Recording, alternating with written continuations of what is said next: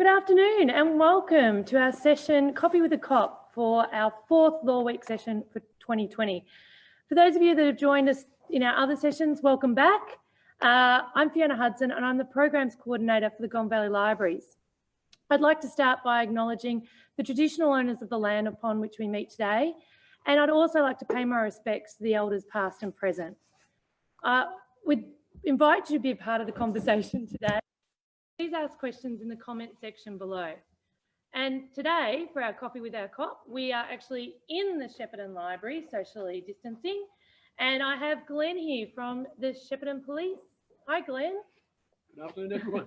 Here we are. Welcome. Isn't this something unusual? It is. It's exciting. It's exciting for me to have someone actually in-house with me, including Dylan, who's our tech guy that you can see in the corner there. This is the first Coffee with the Cop I've done virtually, so let's see how we go. I think it'll be fun. We've got Dylan is actually manning the Facebook page today, so he'll be taking down all your questions. We have had quite a few come through though, so we'll start with those ones. Unless, Glenn, you have anything that you'd like to start with? Anything general? Everyone got their cup of coffee ready? But look, I'm happy to go with the flow and answer the questions that interest people the most. I can guess what people want to hear, but sometimes I don't get that right. So this is your opportunity. All right, beautiful. Well, we'll start with a couple that we've had come through via email. The first one we had was about police prosecution services and the role of the police prosecutor in particular in the criminal justice system and how the prosecutors differ from the public prosecutors. So I know we're starting on a big topic there. Yeah. Going big. I've probably got to set the scene a bit, Fiona. Like, the majority of crimes are dealt with by the Magistrates Court, about 90-odd%, but nearly every crime that's dealt with by the courts at least starts at the Magistrates Court. And generally it's a high volume of offences. So we have a prosecutions unit, which is members, sworn members, who deal with that vast volume of offenders initially at least. So if you go to the Magistrates Court in Shepparton, for example, on a Monday morning, it could be up to 80 matters that are dealt with in the one court on a day. So it's extremely busy. And the police prosecutor deals with that initial volume or intake into the system because often you've got to remind ourselves that police actually work for the courts. We have legislation from the government and the courts administer that, and we basically detect offences and bring them before the court. So we're only one cog in the wheel. Policing is fairly visible. It's generally what people see when it comes to the justice system, but of course we're actually working for the court. So prosecutors are sworn members like myself who deal with that crime initially at the Magistrates Court and bring offenders before the court to be dealt with. So okay. I hope that's not too wordy, but it's a good reminder sometimes to remember that policing are just one part of that cog of the justice system. So that's the Magistrates Court. And police prosecutors, they are police officers who move into that role, don't they? Yeah. Okay. So it's one of the options you have to move into once you're a police officer. After you have the initial experience of working the van and responding to crime, you may decide that's of interest and you can move into that specialty. Obviously, there's a lot of training involved with that to get them before they actually start dealing with matters at the court. It's a fairly intensive training process. They're not lawyers. While some of them do actually study further in their own time, they're not lawyers. They're actually they're actually trained up to deal with matters at the court. Okay. So yeah, it's interesting. There's lots of different specialties you can do once you become a police officer. You probably see the ones that respond to the crime on the streets in the van. There's a number of different areas you can move off to and train up in, and prosecutions is one of those. Okay.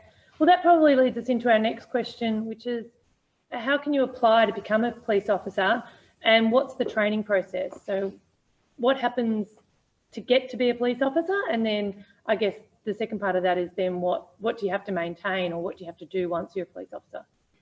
There's a fairly extensive selection process. Basically, if you're under 21, you need to have your year 12 completed. If you're over 21, that's not even a prerequisite. However, that's the start point. And then there's a process where you register online to apply, and then you start moving through the steps. And those steps do require testing, good old exams process, and then you also have a fitness testing process as well, and then also interviews, and also medical tests as well. So it's a staged process, and basically that starting point is when you log on, police recruiting, and you lodge your initial application, starts you on a journey, and they take you through each step. So obviously some people won't make each step, and they'll need to go back and either start the process again or not continue, and then until they get to the end of the process. But once you finish the process, you're deemed to be acceptable, and you're actually ranked on your score for the process. And then every time they take a new squad of officers to go to the academy, they basically take the top 20 or 30, whatever are going to go in the intake, off the top of the ranking. So you could do really well in the process, and you could go straight to the top. So the first squad they take into the academy, you could be part of that, and away you go. If you go to Glen Waverley, the police academy, and then you start your exciting journey, because it is very different. It changes a little bit. It's changed a little bit since I did it, obviously, but it is a journey, and I think the majority of people find it very challenging and interesting, and I don't think that's changed one little bit since I did it. So it is a process, and when you finish, you start a probationary period where you work with you work out in the station, and you work on the job, but and then you actually return to the academy to do different modules, and then eventually, after a 2-year process, you become a first constable. And then away you go. You can open yourself up to a whole range of different jobs, like we spoke about, like prosecutions, dog squad, the canine squad, air wing, detective, highway patrol, a whole range of fields. Yeah. All crime prevention, like myself. Very varied, isn't it? You could end up talking on a coffee with a cop session with Fiona. In the library. Yes. On a very cold Thursday afternoon. I've been a policeman for 24 years, and this is the first time I've done this, so there's always something new happening. Well, yeah, there you go. Same for me too. Yes, yeah. So I guess one of the questions that came in, and speaking about being a police officer, is what inspired you to become a police officer? Good question, because I didn't wake up one morning and decide. But I was like a technician. I was in the science-based studies when I was at school. I was a technician, and I did that for about 14 years. And they looked after me. It was a great job, but I just wanted to do something different. I wanted to get more involved in the community. I was involved in contracting and that sort of field. So I thought I couldn't think of anything more involved in the community than police work. So I decided to pursue that, and it worked out. And I've had an absolute ball for the last 24 years. And I could recommend it to anyone that thinks about giving it a go. Have a good think about it first, because it does have some interesting facets. It can be fairly emotionally challenging at times, but I think it's worthwhile. But so if you're interested, have a think about it. Talk to people that are involved in policing. There's 13,000 police in Victoria alone, so I'm sure you can find someone in the field that you can discuss it with and talk about why you're interested, and just make sure you are ready to go and put that application in. But if definitely you think it's for you, give it a go, because I've had no regrets. Obviously, I'm closer to the end than the start, but I recommend it. I've had a ball, so that's policing. What's the best part of the job, or best part of your job? Yeah, I think helping people in distress. Generally, police are involved in an incident when it's a crisis point. Generally, there's a whole lot of support people in our community, but when things don't work or there's a crisis point, that's when police will tend to try to hold things together. Not all the time fix it, but hopefully help people get through it. And you definitely get satisfaction from that when it all goes well. Obviously, a goal for a policeman is not to leave things better than when you started. Sometimes you can't, as I said, you can't fix everything, but you can, at the end of your involvement, hopefully things are a little bit better. And I think that is very satisfying. And you do a lot of work helping victims at a time when they're the most vulnerable and they need the most help. So that is very satisfying. As I said, at times it is confronting as well. But as I said, you're just trying to make things better than what they were when you arrived. And I think that's a goal you have. It's very worthwhile. It's not too deep, is it, Fiona? Yeah. No, I was just thinking you can go home and feel like you've done a day's work. You know, you can feel that you've achieved, I guess. I think it's amazed me policing how what people are prepared to tell you as a policeman, which is a bit of a surprise when you first start. People open their doors to their lives and they want your assistance, and it does take a little bit of getting used to. Because generally people are fairly private, but people in Victoria, I think it's generally in Australia, respect policing and the role it does, so that makes it a lot easier. I think it's a lot more challenging when that relationship with the community and policing is not there, like in some countries. We have a lot of our multicultural community come to Shepparton, and they're used to a policing service which is more confrontational. I think that's a real challenge for them when they see policing in Victoria, where we try to build a rapport with the community. And I think we can only police because the community lets us. I think the current coronavirus environment is a perfect example of that. We're trying to police things to the best of our ability, but really it's the community deciding what we want to do to make our community safer. So we need the community on side, otherwise we can't do it. So once again, it's fairly in-depth. Sorry, Fiona. No, I like it. I like your honesty. So you just mentioned COVID there, which is been a big factor or a big part of some of our presentations, obviously with changes. I know that you are limited in what you can talk about with COVID-19, and do you want to just explain why that is? Yeah, well, when policing aren't the lead agency in the current pandemic, it's DHHS. So we're basically supporting them as they try to deal with the pandemic with the community. And that's where you see the Chief Medical Officer up beside the Premier talking about what we're doing as a community to get through this. But once again, I'm part of the community, just like everyone else. The police are as well, and we're trying to. We need to enforce the requirements of the Chief Medical Officer. So that's our role, and we're out there doing the best we can. But generally, I think the thing I'm proud about in general is the way the communities come together with it, and they're prepared to police it themselves, because we've had a great response from calls from the community about when they see things that they aren't happy with the coronavirus and the restrictions. So the community is our eyes and ears.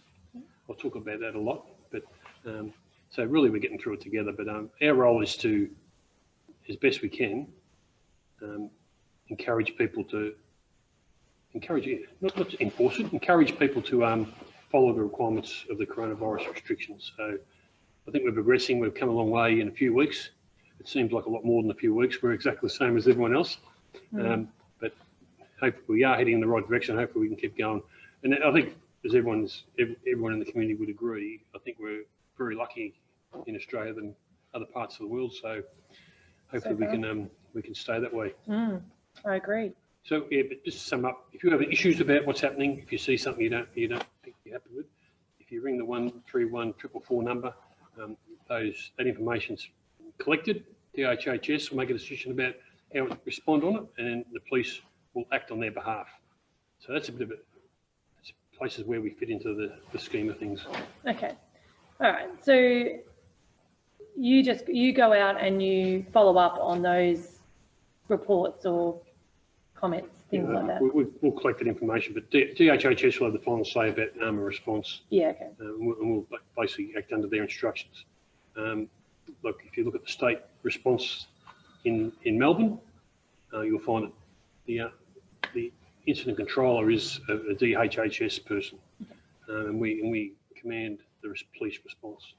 So it's that sort of arrangement, the way we work through it. So it's important, as I said, that we listen to what's required of us. We understand what's required of us.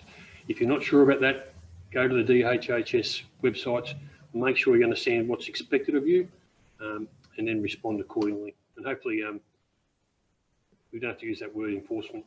It'll just happen. Yeah. So we've had a lot of questions around crime rates at the moment, and obviously a lot of them relate to COVID-19. So a lot of questions around how has it impacted at the Shepparton Police Station, and how your time has been altered or divvied up for different duties that are maybe extra or ones that have dropped off. So as opposed to the crime rate as in that's normally around at this time of the year. So we've had quite a few questions around crime rates, COVID. And so I guess if you want to speak a little bit around crime at the moment in the region, and maybe if you can about whether COVID has impacted or not made a difference or anything like that. It's definitely made a difference. Our roles, especially like even in my area, has changed significantly since the start of March. Straight away, like community events have disappeared. We've been assigned to different roles relating to the pandemic. If you attend the police station now, you don't automatically just walk in up to the counter, just like a lot of areas, a lot of retailers as well. You need to, we try to encourage people not to go to the station unless they have to, unless there's a reason, which is very similar to retail. But the movement of the community has been drastically reduced. More people at home, so our crime, I think our crime has quietened over the last 6 weeks accordingly. On a positive, but I think I've touched on before, but road trauma is less than it was last year. I'd love to see it a lot lower, but obviously there's less cars on the road, so that is one benefit as well. Much rather see zero, but it's definitely quieter than it was last year, so that's a plus. So that reduced movement has had benefits as well regarding the community safety. Other areas have probably opened up. Some areas are probably more isolated because there's less movement, so it's a bit of give and take. But generally, I think our crime has contracted. It'd be great if we can keep it down, but there are areas we can still improve on, because there are people out there that still want to help themselves to our property if they have the opportunity. So it's about being aware of that as well. Okay. We did have a question asking what was the worst day for crime in our region. I'm not sure if. Worst day of the week. Okay. Well, I think alcohol. People often think drugs is the biggest driver of crime, and it's definitely a key factor.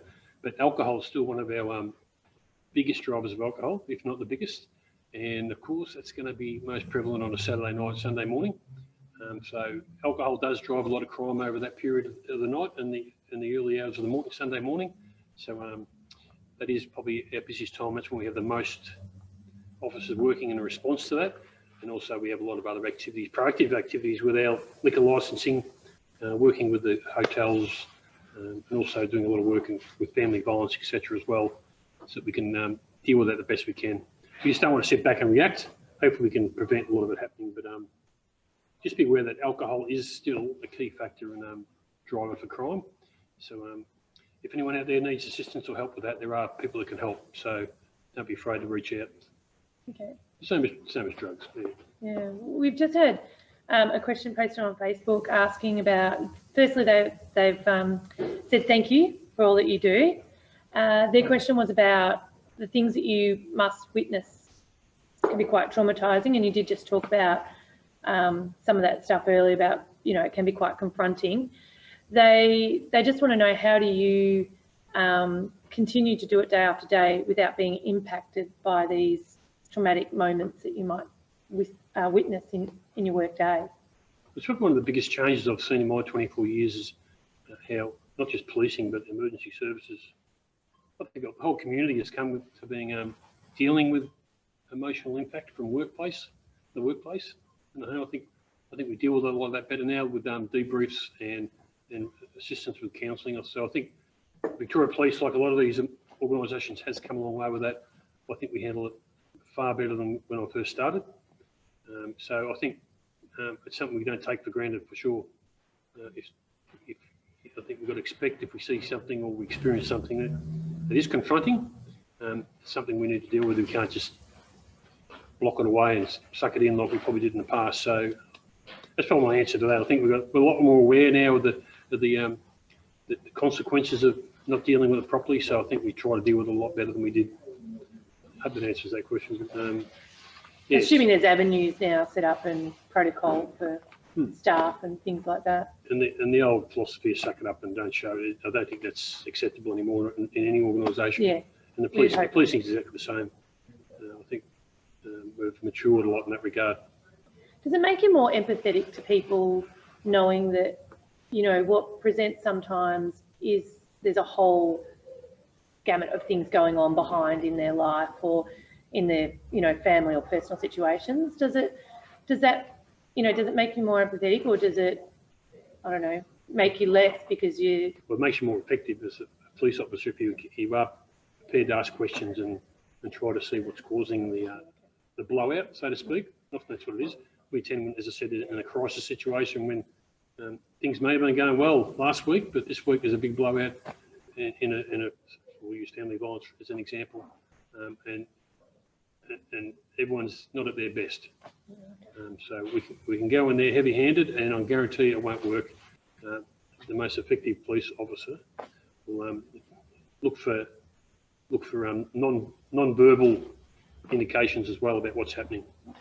So empathy is important. I think in any organisation, I think if you get to the stage where your empathy bucket's empty, you need to probably reach out for help yourself, and also maybe you're not going to be effective at what you do. So I think the health system's a perfect example of that as well. So yeah, you'll find a police officer has a lot of tools. You'll probably see them in the street with their guns and their tasers and their OC spray and all that stuff. But I always say when I speak to school students, our most effective weapon or tool is what we say, our body language and what we say to someone, and that'll get us out of a lot more trouble than weapons of a higher degree. So it's really important that we can approach people in a respectful way to be effective. And I think if we all thought about that, I think that's how we all apply our lives. If we approach a problem aggressively, you're less likely to get the outcome you want. So I think there's a lesson in that for everyone. And we all have bad days too. I'm not saying any policeman or any person is perfect all the time. Sometimes you have a bad day and you won't be as effective as you were. So you've got to be conscious of yourself as well. Yeah, it's quite a responsibility. We might change tack now and have a little bit of fun. So we had a question about who is your favourite TV or movie cop? Do you have one? Well, because I'm in a library, I'm going to say Michael Connolly's Harry Bosch. Okay. Yes, I like it. It's actually on SBS got a TV show. Yes. I think, yes. Yeah. I'm a big fan of Harry Bosch. So that's my recommendation next time we go to the library when it's open. Well, you can click and collect. So. There you go, yeah. I think his first one was first Harry Bosch one. I'm not too sure about that. He's been around for a while, but get one of the early ones and you'll be hooked, guaranteed. There you go. You've heard it here. Yep. One of the other questions we had was, when should you call 000 or call the police station? Great question, because especially like at the moment, I said earlier, we don't want you to come to the police station unless there's a particular need for it. The same thing applies with the phones, I think. The way I like to say it is if you need police to attend for whatever's happening, 000, because they've got access to our radio communications and they can get the nearest unit to attend. They know where all our units are as well. They're available units, so they'll be able to give the best response. And also by calling our supervisor for that particular shift will set priorities. So if you ring 000 and it's maybe not as urgent as another matter, you may have to wait a bit longer, but it'll be prioritised. If it's information, you have a bit of information about what's happening in your neighbourhood because you're our eyes and ears. I think a great tool is Crime Stoppers. Have anyone used that before? 1800 333 000, and or online they've got a website and you can pass on that information and we'll deal with it. Or you can ring 131 444 for non-urgent police matters, where we can deal with it on the phone, or we can allocate it some other way. So generally, what I recommend, if you're going to ring the police station, it'd be if you're want to speak to a specific officer. If you wanted to speak to myself, you could ring the switchboard and you'd ask for me. But if you want police for any other reason, I really suggest you use one of those other options. That's good to know. That's interesting. You won't be frustrated by the phone conversation to the station either. Unless you're asking for someone, you'll be able to get put on to them directly. Yeah. Oh, okay, yes. All right. Now, we've had some questions from some of our younger community members. So these are some very serious questions. One of our younger community members would like to know, how does a taser work And have you been tasered yourself? Well, the second one's easy. No. You don't do that in training? No, I'm actually not taser qualified, so It requires a special qualification. I'm a taser offsider. So I'll be. I could be working with someone that's got a taser. I need to know where to stand because I don't want to be. I don't want to be a byproduct of the tasering. No. But look, before I explain, it discharges 2 prongs, and there's a current that goes between the 2 prongs. And that's what causes you to lose function of your muscles and tone, and probably fall on the ground and easily dealt with. It actually can save lives because it just with things like our spray, we're not too sure about the reaction. If somebody sprayed with capsicum spray, they may be able to work through it. But the thing about taser, there's no question you're so it's definitive you're disabled. Okay. So we can move in and secure you for your safety before anything else happens. So it's not pleasant. I'd be surprised if it was pleasant. I hope I don't find out. However, you do. Generally, you recover with no symptoms. Okay. So if you're in the vicinity of someone being tasered, could you move away? Yes. Quickly. Yes. So could that current? No. It's got to be. You've got to be between the 2 prongs. Okay. But I was about to say something on now. It slipped my mind. But the offender will be given a warning arc as well before we don't want to use it. And actually, every time it's used, it's got a video camera in it, so police are accountable for how it's used. We can't just use it willy-nilly and then expect we can't justify why it was used. But generally, there will be a warning arc, and generally that's enough to stop people think, okay, I don't want to experience this, so I'll behave myself now and cooperate. That's the perfect result. So it's another effective tool that's been used in our local community as well as across the state. So you're mentioning that you're not trained to use a taser. What kind of training do you have to do to qualify for that? It's just like with a firearm. There's a course you've got to complete, and you've got to be refreshed on it. And when you go get your equipment at the start of the shift, you're trained and you're certified. You can actually sign out that piece of equipment to yourself, just the same as you sign out a body-worn camera. All these tools, as I said, are accountable for their use. If you're not qualified, you can't use it, which is myself in this case. And if you do use it, you've got to justify why you use it. So it's a very accountable piece of equipment. So you can rest assured that it's not going to be misused when it shouldn't be. Understand. Now, another question was, have you killed anyone? Oh, on a brighter note. Thankfully not. This is probably in theory, it doesn't seem as I said, these are from the younger community members. Thankfully, we're in Victoria, not America. Yes. Yeah. And look, if I do a talk to a school class, generally it's the first question asked: have you used your gun? And thankfully, I'm very fortunate. It's 24 years. All I've used my gun is in training, my practice, and my recoils, and I hope it stays that way for the next so many years before I depart. But once again, often a bit like the taser, if it's in a violent situation when the gun's pulled out, that's often enough to stop the situation. So it's just like a backup.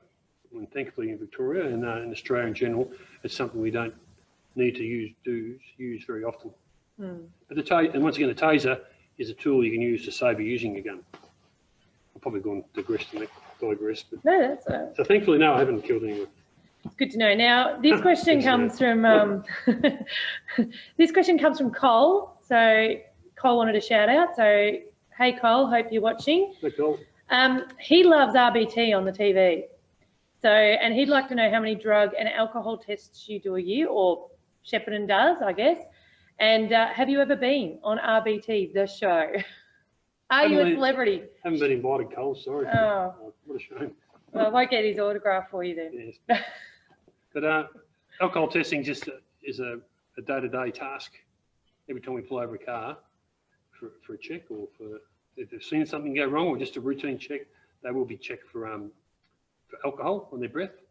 So I think that message is pretty clear now. But as you well know from your RBT show, now we've got drug testing as well, drug saliva testing. So there's a likelihood that after a conversation with the driver, we've got that option as well. We can just check to see if there's any drugs. So far more alcohol tests are done, hundreds of thousands each year in Victoria alone, and there's thousands also, but not as many drug testing done as well. Okay. So you can expect, if Cole's 18 yet, I don't think he is. No, I think he's a junior member. When he gets that licence, he'll be experiencing that, not just on RBT, but on the road. So it's good those two things don't mix, driving and use of alcohol definitely, and hopefully not drugs. Do you think RBT, the broadcast of that show, has helped in the community for people to know what to expect and why it happens and all that sort of stuff, rather than just thinking, oh, this is another delay in my trip I'm going or whatever I'm doing? I've done a lot of breath tests, alcohol, and I've thousands probably, but I've never had anyone, very rare to have someone that's upset by the time taken, because they know how important it is. Because, of course, every person on the road using drugs or alcohol could come in contact with you doing the right thing. So I think it's generally well accepted across the community. I think we've matured a long way. Unfortunately, the community has a few blowouts every now and then, and we have people that do the wrong thing. But I think we've come a long way over the last decade or so. Would you agree, Fiona? Look, it's culturally, it's not acceptable anymore.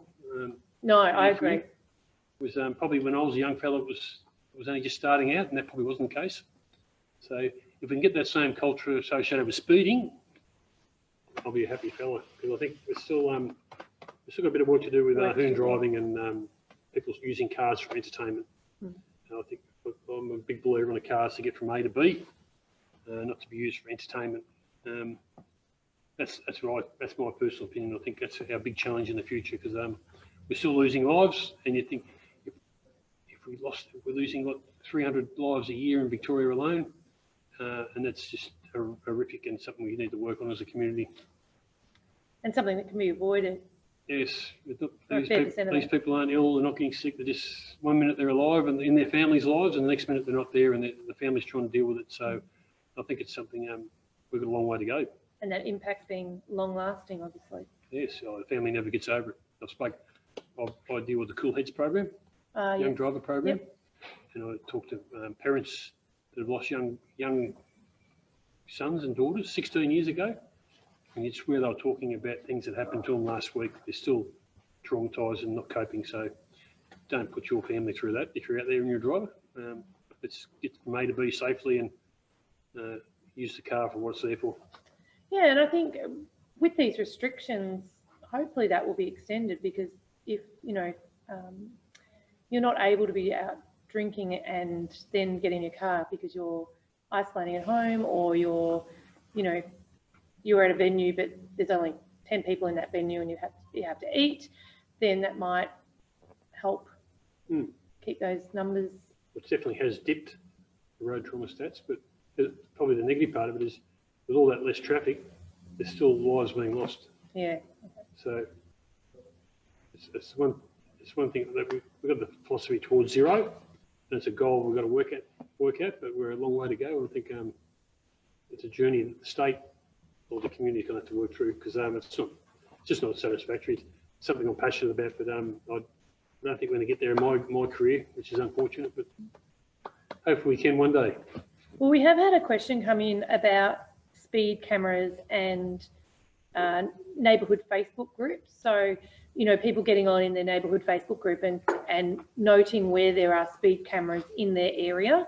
And the person asking the question is just wondering if that is, not responsible, but if you are breaking the law, or if there is, legalities around that, if you're telling other people where those speed cameras are on, I guess, somewhat of a public forum, being Facebook group. I think our philosophy in Vic Police is that it's about awareness. If you're spreading awareness about speed cameras, you're spreading awareness about telling people to slow down. So it's not a great issue for Victoria Police. We'd rather catch, believe it or not, we would rather catch no one on a speed camera. I hear this term revenue raising so often it does my head in. I used to have a big head of hair until I started hearing it. No, sorry. Look, it's not about revenue raising, it's about getting this number of 300 down further. So if you're spreading the message about a speed camera, it's in your street. I'm not too concerned about it because hopefully it's telling people to slow down, and that's what we're on about. So if anyone wants to debate about revenue raising, I'll talk about that one all day because I'm adamant it's not the case. However, I think there's arguments the other way too. So, I mean, there has to be a punishment, right? Otherwise, people, for the most part, will choose not to follow that rule. Generally, the same with kids at home when you're homeschooling. People will modify their behaviour when it impacts on them, but there's a small minority, or maybe not that small, that need enforcement of rules. It'd be great if we didn't need rules. Everyone just did the right thing and looked out for each other on the road, but unfortunately, it's not the case. So some people need to modify their behaviour through enforcement, and that's where the highway patrol and speed cameras and all those types of things that come in. As I said, I'd love it if we didn't need it, but I can guarantee that I think we do, unfortunately. Well, we've just had a couple of questions put up on Facebook, which we'll address, and then we'll let you go because we know you've probably got lots to do in your day. The first question was, what's the biggest misconception about police officers these days? I think we might have just touched on it, mightn't we, with the... Well, there was some of that, yeah. Revenue raising. Revenue raising, yeah. I can just one little further point to that. I think if you think people join the police force to raise money for the government, well, I think you'd be sadly mistaken. And I think generally most people want to get involved in the community. So I think that's probably one of the biggest misconceptions. I think one of the other one is that a lot of people forget that we are part of the community we police. We are fathers and mothers and daughters, and you'll see us at the gym and you'll see us at the footy. So we're not something, especially with younger people, not to be scared of. It's probably something we can approach and ask for help. It's probably one of my, I reckon it's probably most police, one of their pet hates, I'll say this, is when someone, they hear someone talking to their little daughter or son going, do something naughty and that policeman will lock you up. Because that's not what we're about. We want your daughter or your son to come to us if they're in strife. So hopefully we can get them back on track or help them out. So hope that answered that question. Yeah. Do you find, when you're talking about going to the gym and the footy, do you find people relate to you on two different levels? It's Glenn that's in his casual clothes standing at the footy watching a game or at the gym working out, and then they see Glenn in his full police uniform. Do you find that people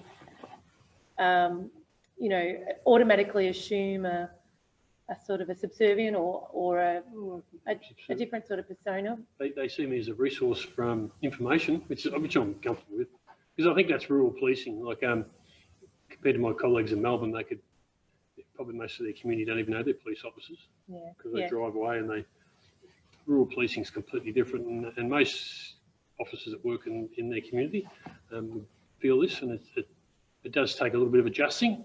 But after a while, those relationships settle down.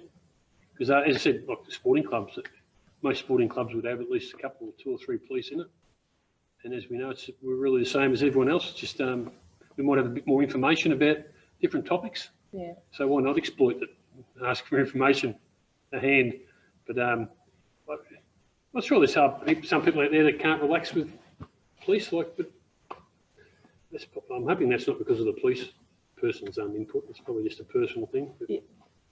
But I think, as I said, we're no different than anyone else. It's just we're exposed to different things, and we've got access to different things. So okay, give it a go. If you don't know that person at the club, go and say g'day and see what you can find out. Get the gossip. And the last question for today is, what's an average workday like for a police officer? And I guess that depends on what area you're in, when you were discussing that before. But I guess just generally, what would an average day be? Well, I'll talk about the police officer that's on the beat, because if someone's asking that question because they're interested in joining, basically you're going to be working shift work. You'll have your shifts for the next fortnight or month planned ahead, and you'll arrive and you'll get briefed from your sergeant that's working that shift, and he'll give some tasking. where the tasking comes from is from the community. Someone may have told the police about an issue they got, and that'll become a task. So the sergeant may give you a couple of tasks to deal with on that day as well. Then you'll go sign your equipment out, you'll sign your divisional van out, and he'll pick up any jobs from the shift that's finished. It sounds like a TV show, doesn't it? Policing's the same anywhere in the world, really, I think. Yeah. And then you'll go out and you'll basically respond to what the community needs.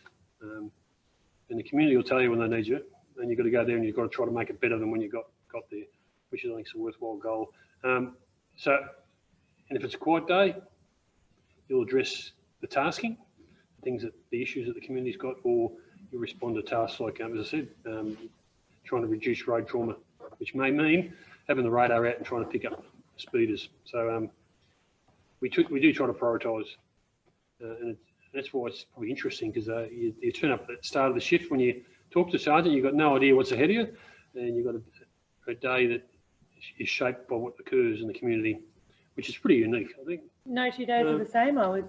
You could have a day when it's fairly quiet and you give out a few tickets for people to speed, or the next day you could be responding to something far more serious, and that ties up your whole shift and you don't get your head out of the hospital, for example. So, which is very attractive when you're young and you're keen and excited. And that may change, and then you may want to specialise and go into a different area and develop your skills elsewhere, or get into management or supervision, whatever. So it's got a lot of opportunity. So as I went back, probably closing back that loop, if you were interested, and I've got you maybe more interested, find someone in your community group that you know that is an officer, and maybe talk to them at depth about yourself and what you want to do, and just test out if policing's for you. Great. Well, I think that concludes our Coffee with a Cop today. Yeah, we've got our mugs. Almost empty. Almost empty too. I want to thank you very much for joining us today, Glenn. We appreciate you coming down and giving our community an opportunity to have a face and find out more information about their local policing group. So thank you very much. We appreciate that. And we hope that you out there, the community, enjoyed our session with Coffee with a Cop, and it gave you the information that maybe you didn't need or didn't know that you needed to know.